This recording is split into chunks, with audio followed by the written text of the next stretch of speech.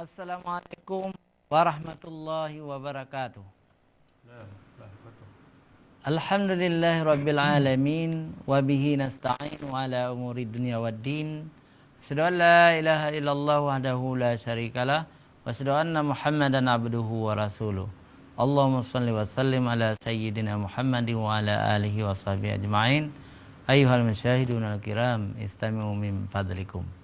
Puji syukur kita panjatkan kehadirat Allah, pencipta semesta alam. Allah tempat kita meminta pertolongan baik dalam urusan akhirat maupun urusan dunia kita. Selawat dan salam kepada junjungan alam Nabi besar Muhammad sallallahu alaihi wasallam beserta keluarga dan sahabat beliau sekalian. Pemirsa CTV yang dimuliakan Allah, hari ini kita bertemu kembali dalam program Ustaz Menjawab. Tema yang kita pilih adalah tentang persiapan ke Tanah Suci. Di studio telah hadir sahabat saya dan guru kita semua. Beliau adalah Ustadz Yusrizal Yunus. Assalamualaikum. Waalaikumsalam warahmatullahi. Alhamdulillah. Ya. Pemirsa TV, umat Islam, ya. Bulan ini bulan Dzulqa'dah, ya. Bulan mempersiapkan diri menuju Tanah Suci. Kalau di Aceh, kloter pertama tanggal 3 Agustus ini akan berangkat, ya.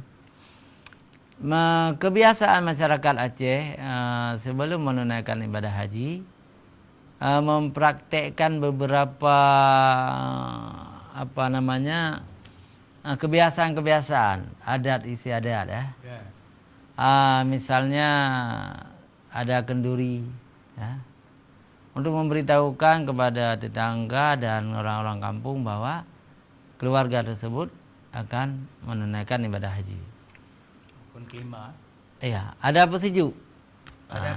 Petunjuk haji. Nanti ada juga upacara-upacara yang lain, misalnya semumah. Jadi orang Aceh kalau mau naik haji pergi ke kuburan orang tuanya dulu, minta izin, ya. Ada juga yang mengundang ustadz untuk memberi ceramah. Ada upacara-upacara tertentu lah. Sampai-sampai hari berangkat haji itu ada azan di rumah. Nah, hal-hal ini kebiasaan orang-orang Aceh. Ada yang bertentangan dengan agama, ada yang dibolehkan, Ustaz. Jadi kita akan cerita satu persatu, ya.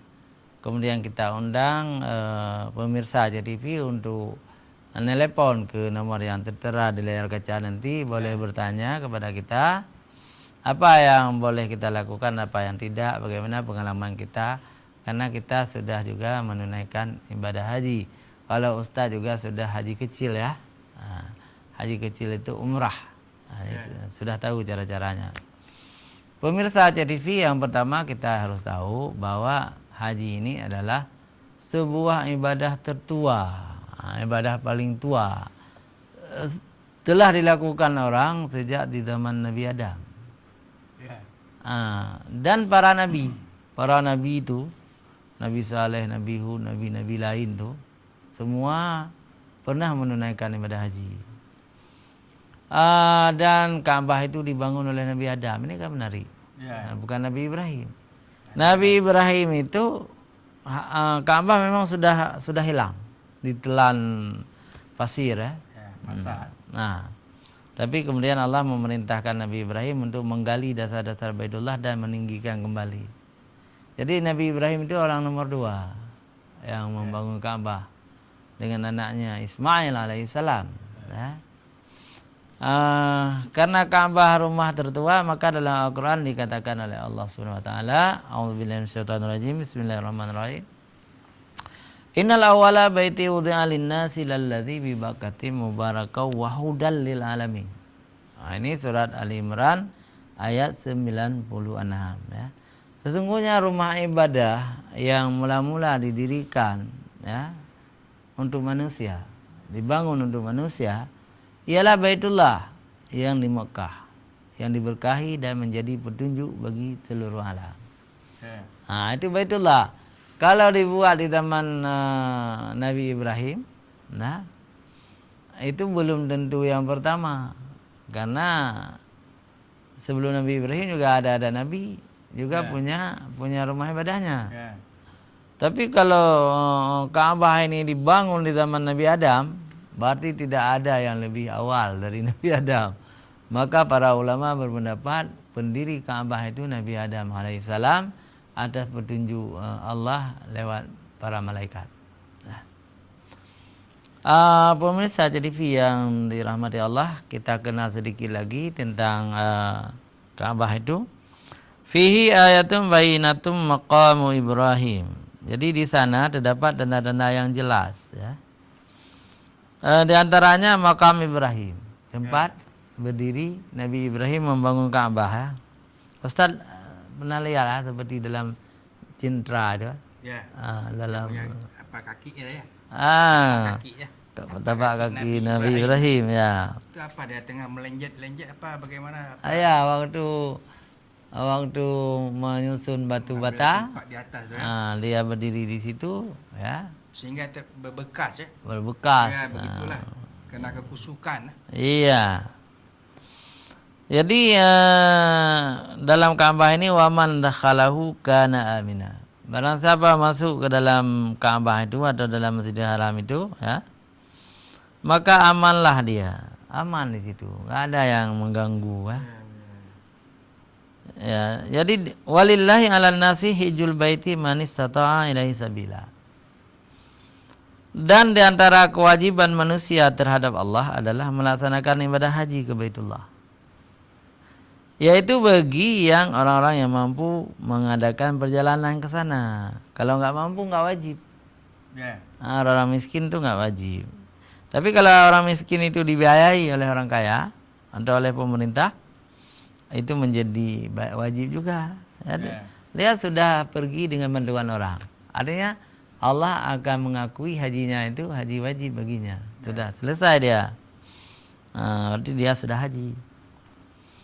Faman kafara fa innallaha ghaniyyun 'anil alamin. Ya, barang siapa mengingkari kewajiban haji itu, ya, Allah mengatakan Allah Maha Kaya, tidak memerlukan sesuatu dari seluruh alam.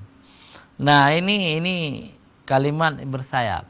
Jadi Allah ingin mengatakan orang yang mengingkari kewajiban haji itu tidak beriman. Allah tidak membutuhkan apapun dari dia.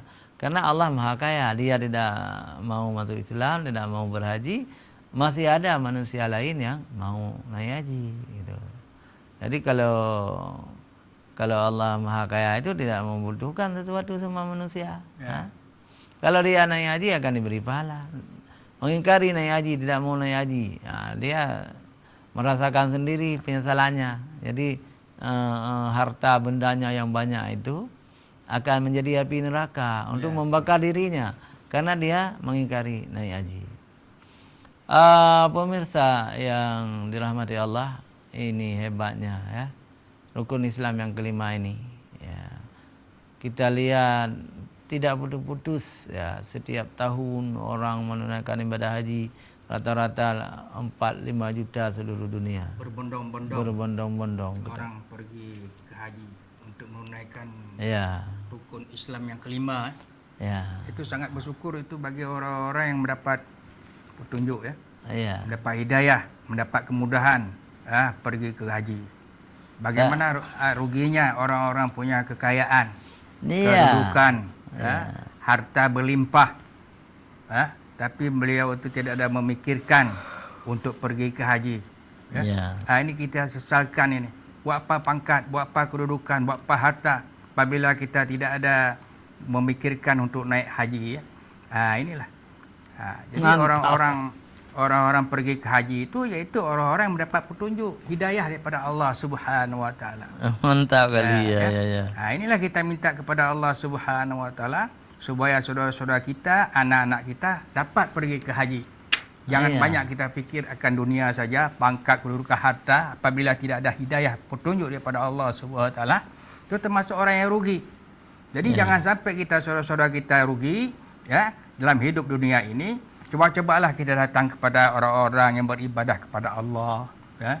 Dekat-dekat kita dengan orang-orang yang mengajar ngaji Alkitab, ya, supaya kita ada terpetik dalam hati kita tu hidayah petunjuk daripada Allah Subhanahu Wa Taala, sehingga kita mau mengorbankan harta kita, ya, pangkat kita, kedudukan kita untuk kita pergi ke haji, ya, hilang nafsu kita daripada nafsu dunia, ya, datang nafsu akhirat. Itulah nafsu-nafsu yang diberikan petunjuk oleh Allah Subhanahu Wa Taala yang mendapatkan keselamatan hidup dunia dan akhirat. Baik Ustaz, menarik sekali, pemirsa TV yang dimuliakan oleh Allah Subhanahu Wa Taala. Kita beritahukan kembali bahwa siapapun yang ingin bertanya, silakan lewat SMS atau lewat WA, kirim ke nomor yang tertera di layar kaca sebentar lagi, ya, akan tertera di situ. Ya, alhamdulillah. Jadi saya ingin bertanya sama Ustaz dulu. Ustaz pernah diberi rahmat oleh Allah tahun lalu, ya? Ya. Tahun ini atau tahun lalu? Tahun 2017. Akhir, ya, akhir. Iya, Ya. belum lama. Mau dekat puasa, ya. Ya, Ustaz dipanggil oleh Allah, labbaik Allahumma labbaik. Labbaik la syarika laka, labbaik.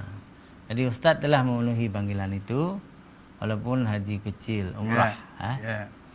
Tapi kalau niat lillahi ta'ala, pahalanya sama dengan haji besar. Dan tidak lupa-lupa kita. Ada sebagian orang sudah pergi ke sana lupa bagaimana bentuk Kaabah, bagaimana jalan tak tahu lagi. Ya. Ini termasuk ini bagaimana ini? Jadi saya ingin nanya sama Ustaz, apa yang paling terkesan ketika Ustaz ada di Tanah Suci? Terkesannya saya itu lihat Kaabah itu bisa menangis saya. Ya, satu mantap. Sudah itu saya pergi ke Raudhah. Di Madinah. Madinah, ya. Di Masjid Nabawi gitu, ya. Ya. Masuk ke sana, ya. Ke misalnya kita dari luar itu yaitu pintu yang nomor 27. Sampai sana belok, masuk terus. Kita lihat orang berbondong-bondong, ada mendoakan kepada Allah SWT supaya mendapatkan iman, takwanya, segala macam. Ada yang cium-cium, ya. Jadi yang saya berkesan situ itu saya selalu menangis. Iya, meminta ampun dosa saya, memintakan dosa saudara-saudara saya, anak-anak saya supaya diampunkan oleh Allah Subhanahu Wa Taala dosa-dosanya dan diberikan petunjuk dan dimudahkan rezeki dan dikuatkan iman kita. Apalagi kita hidup ni di akhir zaman. Sudah banyak itu segala macam cobaan-cobaan yang diberikan oleh Allah Subhanahu Wa Taala. Apabila kita tidak kita jaga iman kita ini, hancur kita. Ini banyak sekarang kita lihat, ya. Banyak orang sudah mendapat rezeki, mendapat nikmat, hancur. Kenapa? Sebab dia tidak pernah mendekatkan diri kepada Allah. Ada dekat tetapi tidak ada petunjuk hidayah daripada Allah Subhanahu Wa Taala. Sehingga mereka ini tersesat jalannya. Banyak kita lihat saudara-saudara kita. Ini jangan sampai kita ini pun kita mendapat macam terjadi macam saudara-saudara kita yang sudah dikehendaki oleh Allah SWT. Kita minta ampun dosa, bangun malam. Pukul 3 malam bangun. Sembahyang uduk dulu kau di rumah. Habis sembahyang uduk kita sembahyang tahajud. Ya, 8 rakaat, apakah 12 rakaat. Kita istiqarah, kita sembahyang hajat. Usali salatan hajar rezeki. Ya, baik Ustaz. Hajat ilmu, segala macam kita doa. Kembali kita ke persiapan. Ya, persiapan haji. Ya. Jadi kalau kita sudah ada niat untuk umrah atau naik haji, tentu kita mempersiapkan diri di kampung ni. Antara lain yang paling penting adalah kalau ada hutang-hutang kita bayar dulu. Ya. Kemudian kita coba lagi mengevaluasi ibadah kita, cara membaca doa-doa salat. Ya.